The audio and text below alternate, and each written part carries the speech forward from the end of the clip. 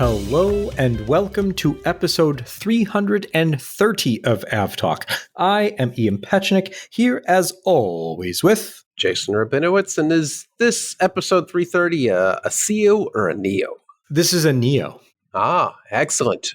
New episode option. New episode option. Exactly. Yeah, welcome to episode 330, continuing our Airbus commercial aircraft series throughout the next dozens of weeks as we work our way up to A3. Maybe by the time we get to 390, Airbus will announce the A390. And maybe by the time we get to some 7 whatevers for Boeing 10 years from now, they'll have a 797. Who knows? Exactly. It'll be about the same amount of time. Oof. Welcome to a new episode. I am back from Oshkosh. We had a great time at the Podcaster Roundtable. That was a lot of fun. Thank you to everyone who came out and listened to that and engaged with not only me, but a bunch of other podcasters who do different things than we do, Jason, including some military stuff. Different things are allowed. Yeah. And one of the questions that we got, not as part of the roundtable, but afterwards, was like, do you guys compete against each other? And the answer is not really. I mean, we think there's a big enough space in aviation for all sorts of fun stuff. There were a couple of folks who do some really interesting stuff. So we'll put a link to their shows in the show notes in case you're looking for even more and some very different aviation podcast content, but a lot of fun.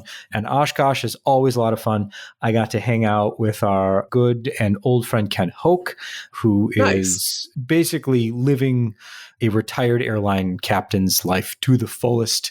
He spent the entire week at Oshkosh, and I can only imagine how tired he is now, having only spent a day there. But it was really great to see him and see a whole bunch of other folks and get to wander around there. So hopefully next year we'll get to do something as well, and maybe we'll drag Jason out to Oshkosh.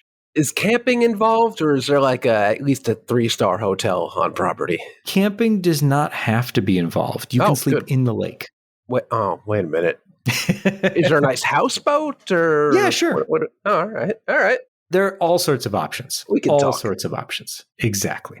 But let's get into it because there's no shortage of news, especially today, the 30th of July. We end the month with another London outage. This time, it was an air traffic control computer outage that affected the London terminal area. So this wasn't just affecting Heathrow, though Heathrow was the most affected. It was affecting all flights, basically in the southern United Kingdom. So we had the system go down at about 15:30 local time, and it stayed down for about a half hour, 45 minutes, which was just long enough to cause a mess of problems. Yes, just long enough to screw everything up for everybody. Lots of diversions, so plenty of holding, and some were able to continue. But during this, I actually had a video call with one of my colleagues in London who's right outside Heathrow. So, can you point your webcam at Heathrow? I want to see what's going on. And the answer was a whole lot of nothing.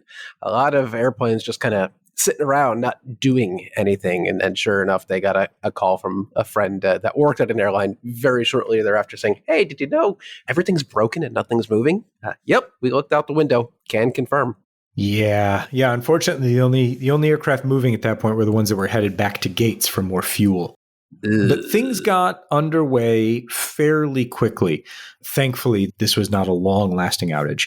NATS has said they've resolved the issue, but they haven't yet explained what it is, but I'm sure we'll hear about that in days to come. So by the time the podcast comes out, there might be a link in the show notes explaining exactly what happened. All right. Yeah, definitely some interesting reroutes occurred. I think there were a few flights out of the north of the UK that did a U-turn somewhere north of London and then ended going way back up to the north of the UK, then to exit the UK airspace out to the east and taking a long way around. There are also some fun stuff like Finnair, instead of turning back to Helsinki, with its A350 went to Hamburg, I think, which is interesting. Why not? Lots of fun diversions, unless you're one of those people on the flights, and it's not fun at all. Then it's not fun at all. Also today, the first day of 3 full days of witness testimony, investigative hearings, all focused on the DCA midair collision that occurred in January. The NTSB is holding 3 days of hearings beginning today with a video simulation of the crash, events leading up to the crash, as well as air traffic control audio, and not audio of this, but transcripts of communications within the flight decks of both aircraft. Importantly, communication between the two pilots of the Black Hawk helicopter. There were few notable moments today where we learned a bit more about the Black Hawk especially, and this type of Black Hawk in particular, which is an older style model, the Lima style model. They have older altimeters, and the altimeters are accurate to within 80 to 100 feet. Not a lot of margin for error when you're talking about an air corridor here outside of DCA, which didn't really have about 100 feet to spare, if I believe.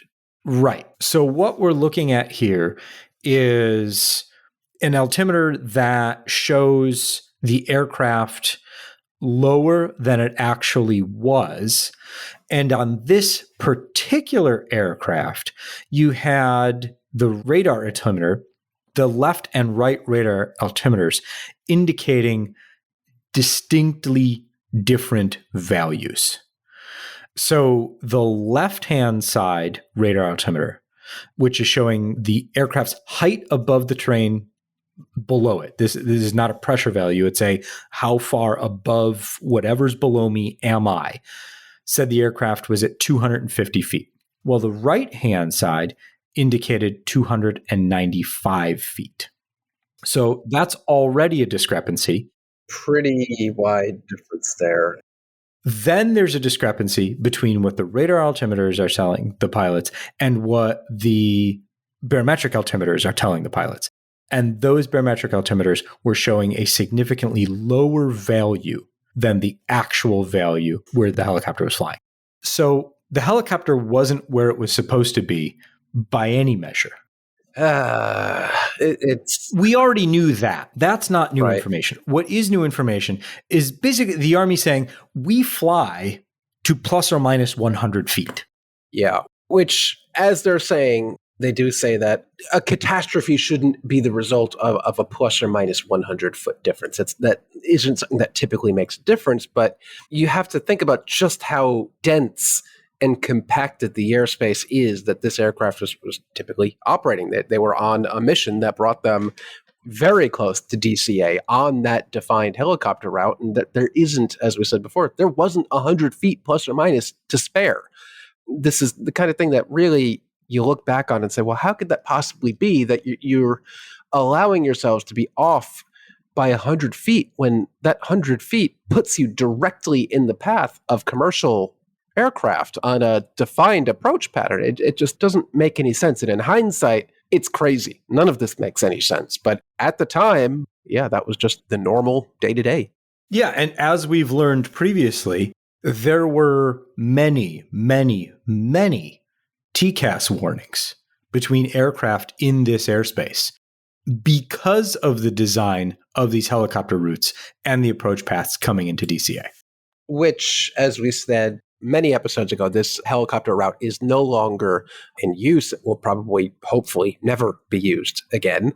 So this situation, unfortunately, it took a tragedy to correct what should have been probably done a long time ago. But this very particular instance should not and cannot repeat itself. Absolutely not. So this is day 1 of 3 days of investigative hearings. We will put a link in the show notes to the NTSB's. They're live streaming these. So we'll put a link in the show notes to that live stream so you can go back and watch those hearings if you'd like as they conclude on Friday. And then after the 3 days of hearings, we will update our post on this crash on the Flight Radar 24 blog so that we can call out anything else that is of value for the investigation as far as things that we find interesting and that we learn along the way.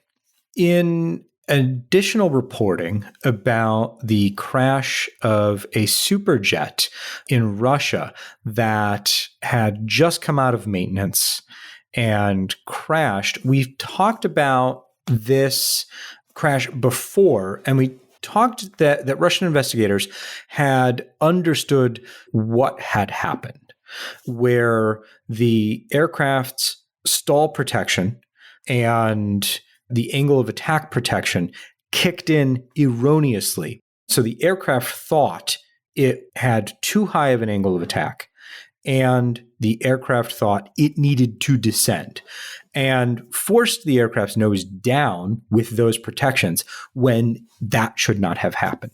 What's interesting now is that Russian investigators are discussing what the crew's actions were and how those helped contribute to the crash, because the crew believed that they were experiencing an unreliable airspeed problem, not an angle of attack sensor problem that it actually was. So the crew disconnected the auto throttle and throttled the aircraft up. Then they spent the rest of the flight trying to understand exactly what was happening. And so the aircraft began to overspeed. The aircraft's stall protection, because of the erroneous angle of attack information, and the overspeed protection systems caused the aircraft to enter a dive, which then became unrecoverable because the aircraft forced the nose down and deployed the spoilers.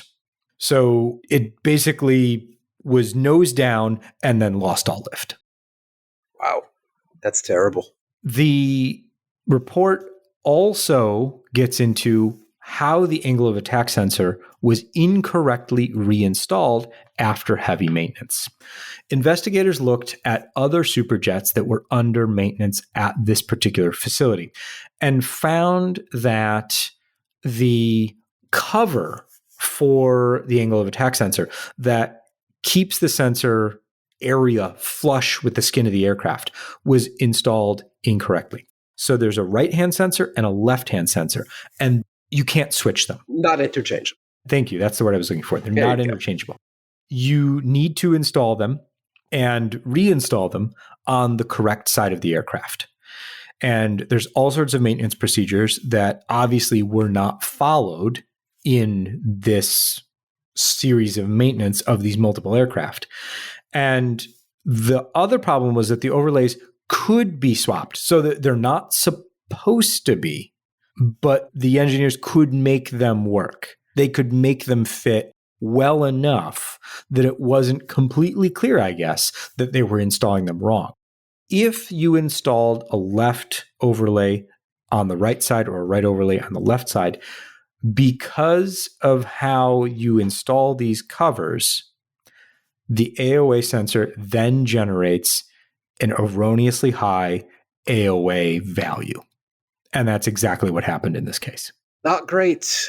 I've seen lots of incidents like this where a very simple, minor maintenance snafu ends up causing very dramatic, very terrible incidents. And I guess this is a very good, probably learning opportunity, let's say, for Sukhoi with the SuperJet on maintenance procedures. And maybe if a part is only designed to ever be on the left side of the aircraft, make it so that it cannot be installed on the other side of the aircraft. I don't know how easy that particular concept is, but if something is so uninteroperable with the other side of the aircraft, it should probably be uninstallable on the other side of the aircraft.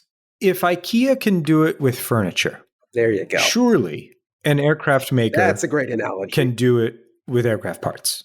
Off the top of my head, there are 3 or 4 different ways that I would do it. Right. So this kind of feels like trying to jam a puzzle piece somewhere it doesn't belong. Like you're going to make it work if you jam it and bang on it hard enough, but you probably shouldn't because you're going to break it. And break it they did. That's unfortunate. What a way to go.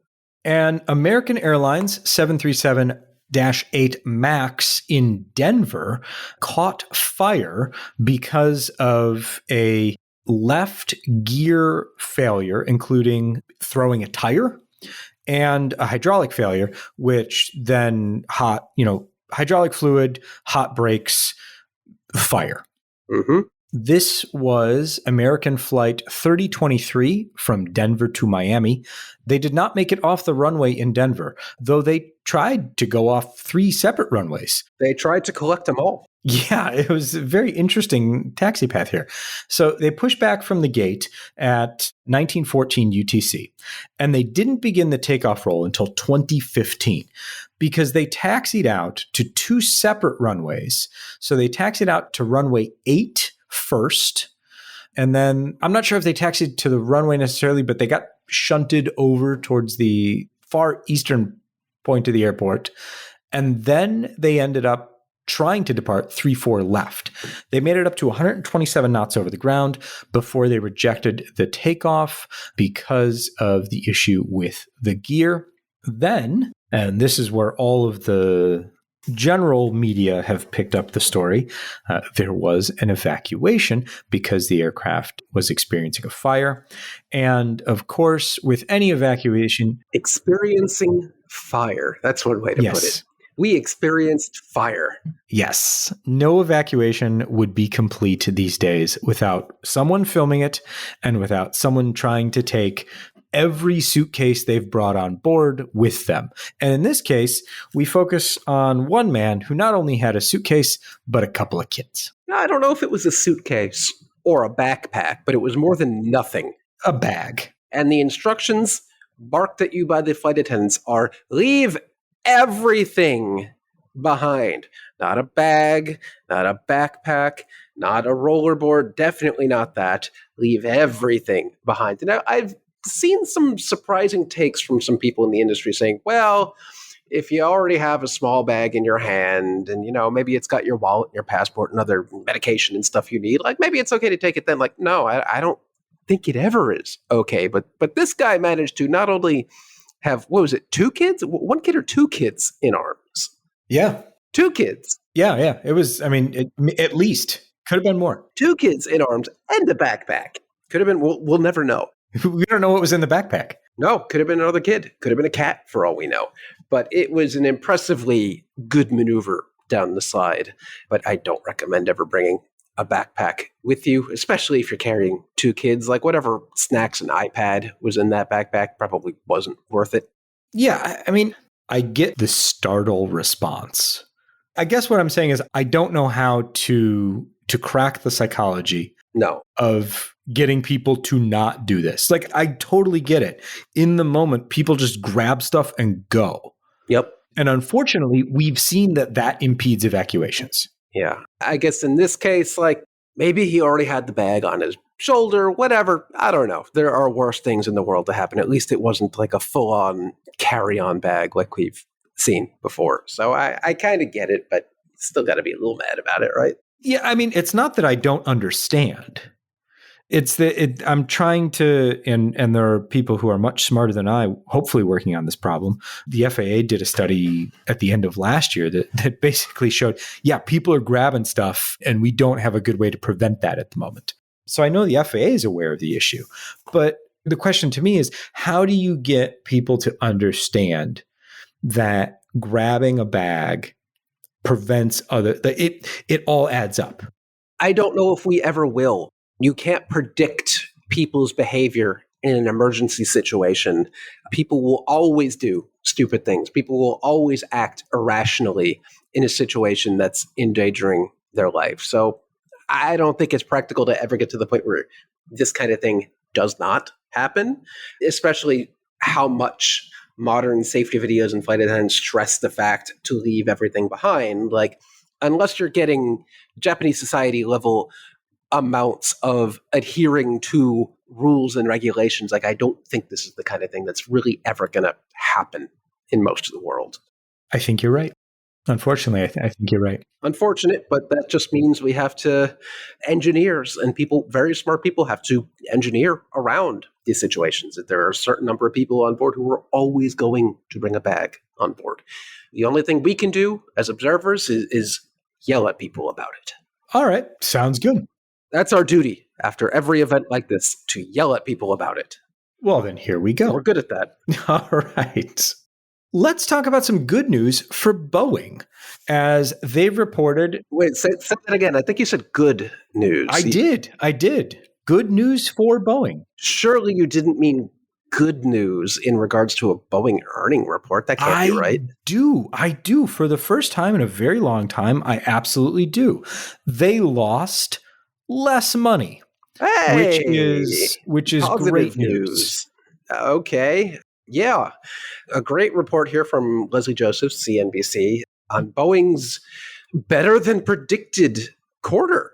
It slashed, as she says, its quarterly losses and delivered the most airplanes in a quarter since 2018. That's a big deal. They still lost $176 million in the second quarter.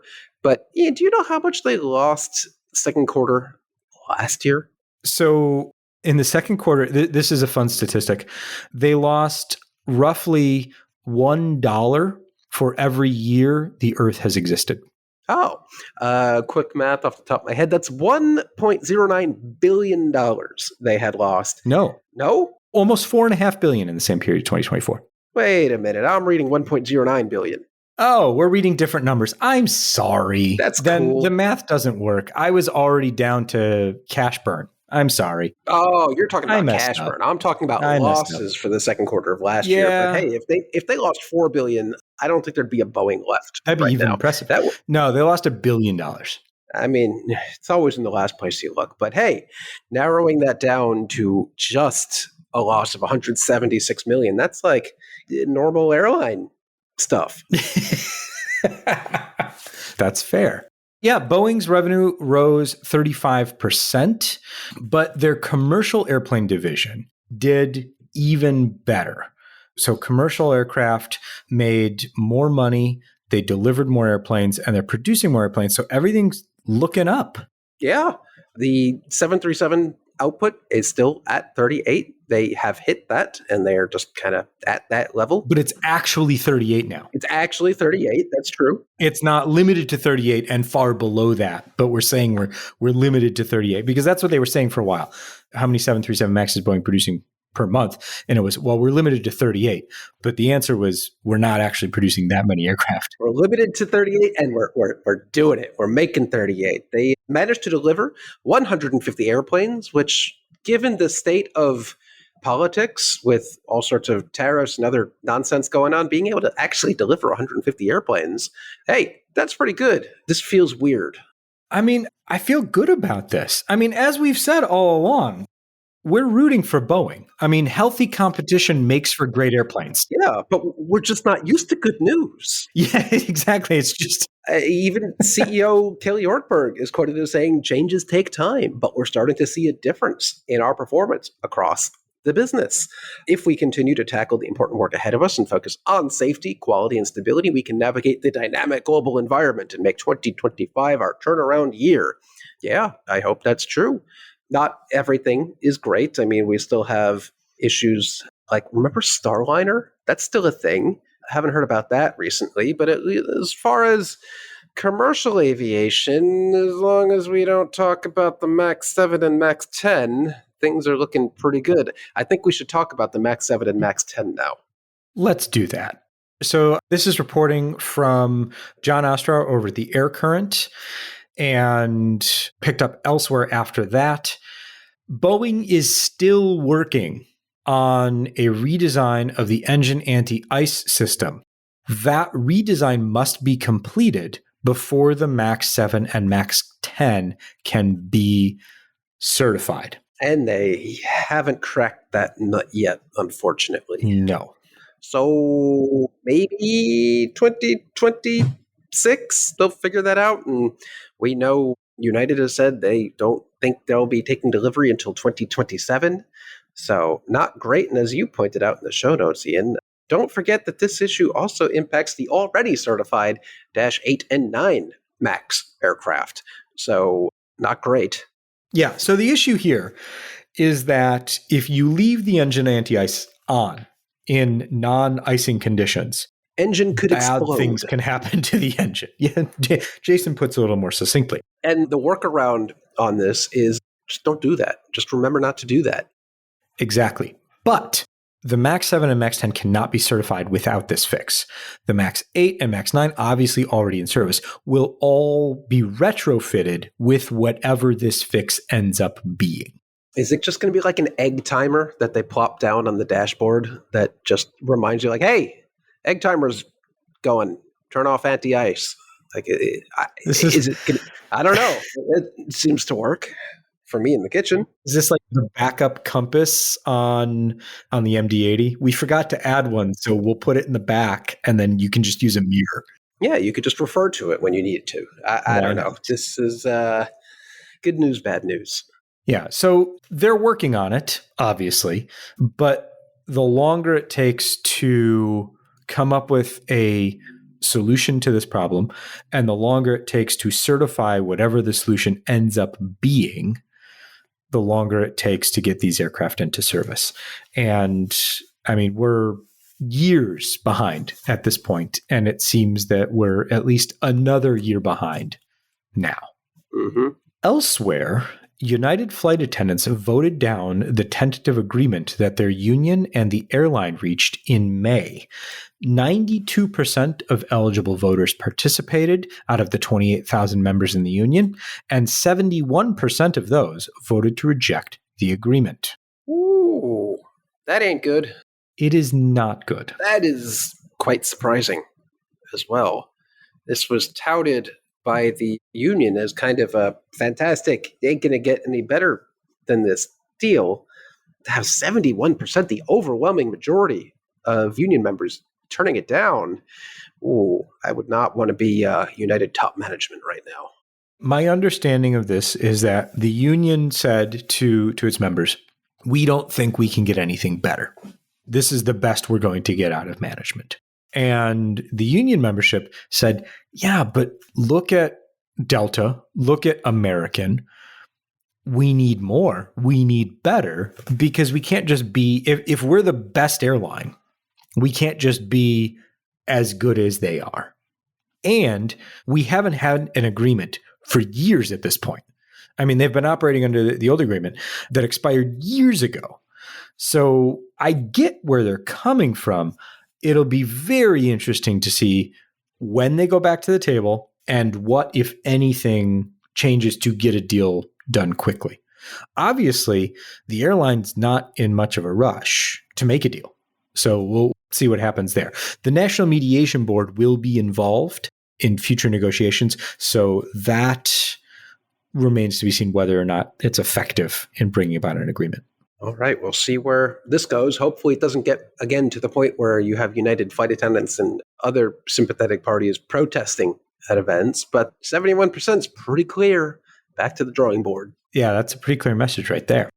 At the beginning of the plan to move Treycon controllers controlling airspace into Newark, out of New York and down to Philadelphia, there was a lot of things could go badly.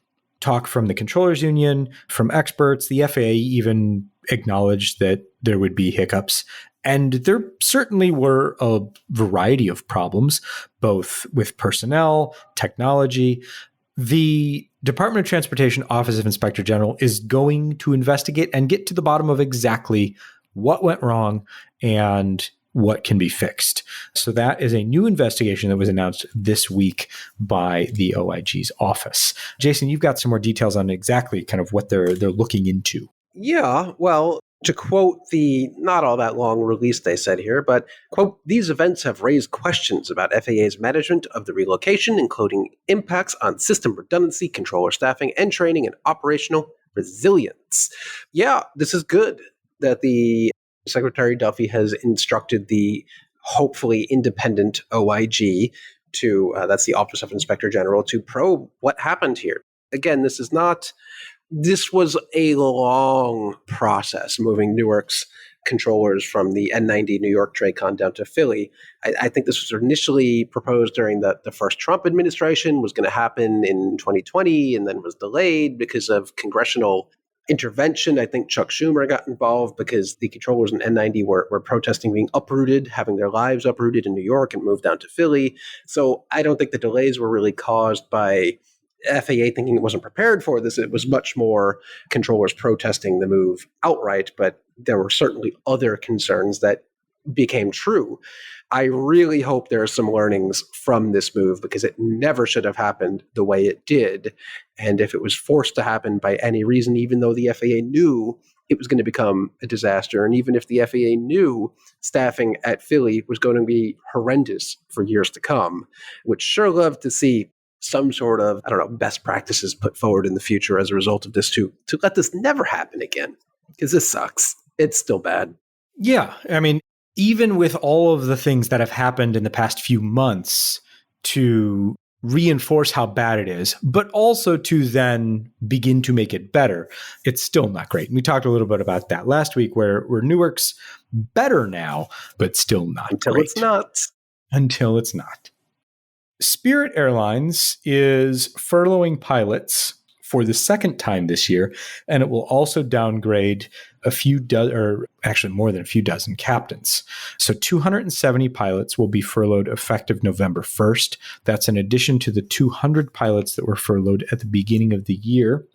And then 140 captains will be downgraded on October 1st. Now, this is all part of Spirit's restructuring and path towards becoming an airline that makes money again, though we'll see how that goes over the next few months. Not a great situation at Spirit. All right. No, not great days for Spirit at all. Not sure what the future is for Spirit. No, I don't think anyone is, unfortunately. Nope. Let's talk a little bit about tariff news. SkyWest said this week or late last week that it doesn't want or won't want all of the E-175s that it has on order if it has to pay a 50% tariff, which makes sense to me, though I'm not sure how much impact that's going to have on negotiations, but hopefully somebody's listening because a 50% tariff on a whole mess of E-175s is going to be a lot of money. Elsewhere, SkyWest says that by the end of 2028, they will have a fleet of nearly 300 E-175s. That seems relevant. Just kind of all of a sudden, on a whim, out of nowhere, the Trump administration has decided to put a 50% tariff on goods from Brazil. I don't believe aircraft are one of the exceptions that I'm scrolling through right now, nor is coffee. So if you like Brazilian coffee, be prepared to pay 50% more, which is super, super cool. I hope this doesn't last long because E-175s are kind of the backbone of the U.S. aviation industry. And if suddenly we can't have any more of those, that's going to become a problem real quick. Yeah. So for their part, SkyWest says that the tariffs are, quote, not expected to change our 2025 production forecast. However, we are not willing to pay a 50% tariff on new aircraft deliveries.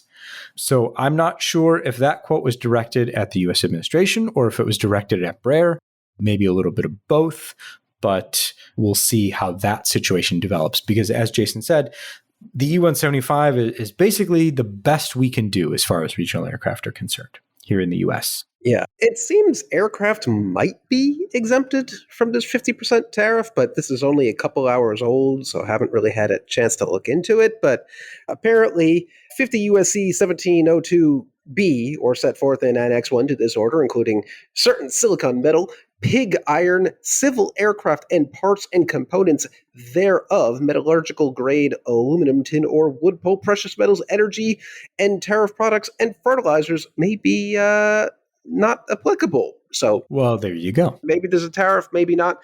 I don't know. This changes every 20 minutes, so who knows? Well, we'll come back to it. Okay. In additional tariff news, the US and the EU, as part of their tariff agreements, have agreed to keep aerospace tariffs like for like at zero. So that's great news for Boeing and Airbus, because while Boeing is a US company, Airbus is a company based in the EU. They both have plants and equipment in both places. Airbus produces aircraft in the US. Boeing gets very large components from manufacturing concerns in the EU. So all good as far as Boeing and Airbus are concerned that the tariffs will remain at zero. Not great news outside of aerospace, generally speaking, but good for the aerospace industry nonetheless. Yeah, for however long this lasts, who knows? Again, stuff changes by the hour. But if I'm Delta, I would really want to take delivery immediately of those 321neos that I parked out in Europe because I didn't want to pay the tariff on. But the thing about that is they harvested the engines off those aircraft, so they can't actually do that. Well, some of them also don't have seats. Well, but we'll seats, get to that whatever. in a minute. You can worry about that later, but you really need the engines on the aircraft to make them fly home to officially take delivery. So, whoops. There is that. Let's go to Russia and talk about a cyber attack on Aeroflot this week, which resulted in canceled flights. Nearly 100 flights were canceled, though the initial claim was the entire airline has been decimated and will be shut down. That ended up not being the case. About 100 flights were initially canceled. Well, Aeroflot did something to figure things out. Turned it off and back on again. The group that is taking responsibility for the hack said that they had accessed Aeroflot's network for at least a year, copying customer data, the airline's internal data, all sorts of communications, all sorts of surveillance data, and just terabytes and terabytes of data, anything they could get their hands on. And taken it and then wiped those servers. So I'm not sure what Aeroflot did to get back up and running, but they did something because the flights are still going. My favorite part of this story is that through the course of reporting, one of the media organizations noticed that Aeroflot was using a pirated copy of Windows XP. What? XP? Okay. So that predates several systems. Wow. I mean, it's no surprise or secret that a lot of the aviation industry runs off things that probably make Windows XP look like the newest, latest, greatest yet to be released to the public. It also is not terribly surprising since there are such wide-ranging sanctions against Russia and Aeroflot that who knows what the state of even its current IT infrastructure is if it's not able to get security updates or patches or whatever for its modern systems. I don't know, running Windows XP sounds like, I don't know, not so bad. It sounds downright modern. I think society was at its peak. Civilization really kind of peaked in the Windows XP era. I think everything was just simpler back then. Oh, all right. That's an interesting take that I did not expect. Nope, but here we are. To be discussing today. You know what? I didn't expect to be discussing this next topic as of a year ago, yet here we are. And they did it. Southwest unveiled its new assigned seating chart. You can now spend a whole bunch of money for a single seat on a Southwest Airlines airplane. Yeah, it's what the people apparently want. Sure. Yeah, they're probably not wrong about that. They're probably also 10 years late to the party here. Flights departing on or after, I believe, January 27th, this applies for. So if you're flying before that, you'll still have the old school cattle call and just rush on the plane and grab whatever seat you like. But I am looking forward to January 27th. I kind of want to just get a bunch of people on a bunch of flights departing early in the day to see how it works for how many lifetime-long passengers of Southwest are going to get on the aircraft having no idea that this has happened. They have no idea about assigned seats. They're just going to get on the plane and sit wherever they want. How many flights are going to depart late on day one because passengers are fighting about seat assignments? But I will take the over. Okay, yeah, I'm going to take the over too, but definitely not the under. But Southwest seems to have done a pretty good job rolling this out. I haven't heard of any issues, any consternation. It's just kind of been fine and something they probably should have been doing a long time ago. And they're making up for a lot of lost time. And let me tell you, the prices on their seat map are not exactly They're a little high. They're a little high. If you want extra legroom, you're going to pay for it. But you will still have the option on the lowest basic fares to roll the dice and get assigned a seat somewhere on board the plane, probably in the very back of it. You won't get to pick where you sit, but yeah, you'll get a seat. You just might not like it. Yeah. Which, to be fair, was the proposition before. Yeah. I mean, the headline here is really just Southwest is now normal airline. That's it. Southwest is normal airline. Mm-hmm. There you go. Lessor Avalon is purchasing 130 Airbus jets, including firm orders for 15 A330neos and 75 A321neos. So the post-air show bulk ordering continues. It's a lot of airplanes. Yeah. A lot of airplanes. I don't know where they're going to end up. Again, this is a leasing firm, so they could end up anywhere. But if you're in the market for 130 Airbus jets, let Avalon know. Let us know as well, because I'd like to hear your story. There you go. Speaking of new aircraft, American Airlines has taken delivery of its first A321 XLR. Hooray! Sort of. Oh. What? November 300, November Yankee, doesn't have seats. So it's in storage at Ostrava. Oh, or it has seats, but they're just not certified. One of the two. Yeah. They can't carry people. Yeah, same story for Delta of those 321s we were talking about before. The seats just aren't certified. Shocking. This is an industry-wide issue. These aircraft will eventually be brought stateside and eventually end up operating premium transcon between New York and LA. Hopefully later this year, maybe next year, but in the interim, it is phasing out. It's very bespoke premium A321T aircraft that's based off the CO and subbing in Boeing 777-200s on the route starting in October, I think. So, hey, don't hate having some wide bodies on a transcon flight. That's nice. Not at all. Not at all. What's old is new again, and what's new is old again. Yeah, I don't typically fly American transcon because the prices are usually a bit high. I'm actually booked on Delta to go out to Cranky Dork Fest where I'll see you. And I've had my own internal debate about wide bodies, but in this case, I'm booked on the 767-400, and I want to move up to the earlier flight, but it's a 300, and I feel like that 400 is rare. I want to fly that. Yeah, I would stick with the 400. Mm-hmm. It's 100 better. It's 100 better. That's exactly what it is. Jason, I know we've discussed this in the past, and I know some of our podcast listeners have been eager to contribute, not large amounts, but contribute where they can. So I think we should go for it. I think we should buy Pakistan International Airlines.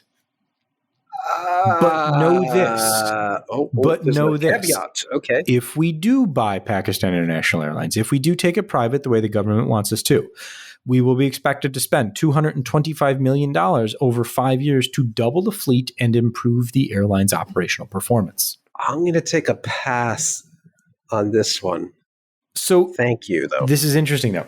What the government is saying is you give us money to buy the airline, but we're only going to keep about 15% of that money. We'll give you the rest back that you then have to invest into the airline. Still, hard no. No. This is like taking $225 million and lighting it on fire. No, there is no airline in the world that deserves to be banished from planet Earth than PIA. There is no salvaging this airline. The only option here is to start over from scratch. I can't imagine anyone doing this, but we've been surprised before. So last time they tried to privatize the airline, they received one bid and it was well below the reserve price. This time around, it seems like there's 3 competing bids, though who knows whether or not they'll meet the reserve price. There seems to be a group led by Air Blue. There seems to be a group that is involved in construction. And then there seems to be a group that is just there. Unclear exactly who they are or why they would want an airline. Yeah, Air Blue, I feel like they'd take over PIA, spend that money just to make them go away. I mean, maybe. Yeah, I don't know. We'll find out the hard way. Yeah, we'll see. So Jason's saying no. That's fine. Yeah, it's a no for me. We won't do it. Fine. Nordwind Airlines put a 777 into service this week on a very interesting route, Jason. Tell me more. It's not often that you see Russian airlines opening new international routes. But here we are with Nordwind beginning Moscow-Pyongyang service, which is the first service between the two capitals in many, many years. I believe it's 8 decades. 8 decades? Oh, okay. Yes. Wow, that's a long time. I guess the tourism options from Russia are really, really getting low. Very limited. And apparently North Korea has a new seaside resort that they're trying to attract people to. Didn't that already close? Maybe they made another one. I'm not.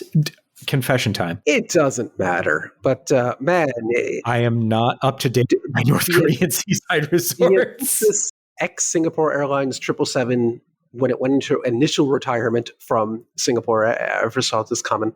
Poor thing. 435 seats. Ooh, it's a bit different than operating for Singapore. It's a cozy configuration. Okay. We've got 2 more things to get through, and then this episode is done. It wouldn't be, apparently, an episode of AvTalk without discussing aircraft and animals. This time, we're talking about an Alaska Airlines 737 that, upon landing, engaged in the unfortunate destruction of 3 deer. Ooh. And those deer engaged in the unfortunate destruction of a bit of that aircraft. Yeah. So no injuries, thankfully, other than the deer. But that aircraft is going to need some repairs. Yeah, I think it is. Is it still there? Or actually, it might be gone already. Good for them. Well, I don't see it on the ground in Juneau anymore. Yeah. That was quick. There you go. So off it goes. Jason, this is episode 330 of AvTalk. So I thought we could do a little A330 quiz. All right. Are you ready to play? Am I quizzing you or are you quizzing me? No. I didn't come prepared. I did come prepared, and I'm quizzing you, good sir. Okay, well, I think I've had more long-haul flights on the A330 than any other aircraft out there. So I feel borderline qualified to answer any questions you might have about the Delta A330 main cabin experience. Excellent. The A330 is also my most flown aircraft. So there you go. Okay, it's not even close for me. No, it's not. Okay, let's start. This is all last week. So data from last week. So the 20th of July through the 26th. How many commercial A330 flights were there last week? Globally, everywhere. Yep, everywhere. Man, I don't even know what to ballpark this as. I'll give you A, 12,000, B, 20,000, or C, 35,000. I'm going to go right down the middle, 20,000. You're going to take B. Yep, 20,000. Nice. 20,542 flights last week. And they were all Delta. Weird. They were, yeah, we'll get there in a minute. The A330-200 conducted 5,912 flights. A330-300 did 12,418 flights. The A330-900, so the more popular Neo, conducted 2,093 flights. And the A330-800 conducted 119. Okay, it's also ran. There you go. Jason, top 5 airlines as far as A330 flights are concerned last week. Delta. Okay, number 4. Does Cathay Pacific still have 330s? Number 5. Okay. I think Singapore got rid of them. I'm going to go with Air Canada. Nope. No. Huh. That's surprising. Avianca? No, they don't have enough to be in the top 5. So we got Delta, we got Air Canada, we got the KLM. Not even close. Nope. What? Man. Number 1, Turkish. Turkish. Oh, I forgot. Number 2, Air China. Number 3, China Eastern. Oh, okay. Forgot about them. And then the top airports. Top airports. Istanbul seems number 2. Like a good call. Shanghai, given the context. Nope. Beijing? Yep. Okay. Which Beijing? PEK. Okay. I feel like there's a never-ending stream of A330s here at JFK, as long as it's JFK. No, sorry. Oh, London Heathrow. Nope. No. All right, hit me. Hong Kong number 1, Istanbul number 2, Beijing number 3, Seoul number 4, and Taipei number 5. Taipei. Interesting. Does China Airlines even have A330s anymore? Yeah, they have a couple. Oh, okay. But it's mostly where mainland China sends A330s. So it's okay. an interesting thing there. Okay, some numbers from Airbus. How many flight hours has the entire A330 fleet flown? And this is as of March 2025. Like ever? Ever. 17 million. The number sounds close, but it's not. It's 70 million flight hours. Oh, I undershot that one a bit. And then last one, Jason, if you wanted an A330 ACJ 330 Neo, so a private A330, and you had 25 friends, how far could you fly? Around the world. Not quite. Just keep going. But close. So if you wanted this, and if you do want this, you should buy it and take Jason and I on a flight. You could go 10,400 nautical miles or 19,620 kilometers. So you could do Europe to Australia easily with your ACJ 330 Neo. Do any non-government A330neo ACJs even exist? I don't know, and I don't think so. Huh. But I'm happy to be told that I'm wrong. And you can tell me that I'm wrong by emailing us at podcast@fr24.com. Or just send us an email saying, hey, how you doing? Tell us what you want to see on the podcast. Tell us what you like, what you don't like, comments, criticisms, all that good fun stuff. Please let us know.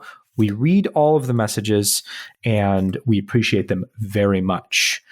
This has been episode 330 of AvTalk. I am Ian Petchnick here, as always, with Jason Rabinowitz. Thanks for listening.